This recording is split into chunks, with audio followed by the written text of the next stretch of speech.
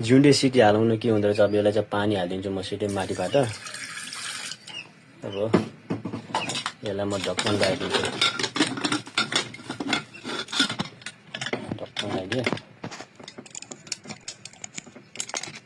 ढक्कन लगाइदिएँ अब gas on गरौँ है त ल हेर्दै जानु है कति सिटीमा पाक्दो रहेछ झुन्डे कुखुरा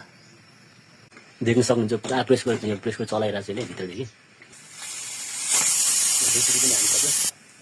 यो सिटी हानिसक्यो मैले यहाँ सब गर्दै यति चाहिँ हालिन्छ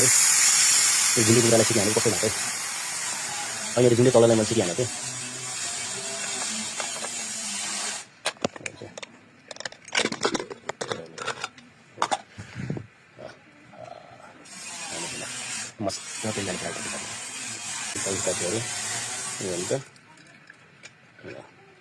मस्त मस्त तरिकाले कत्रक्कै भएछ त होइन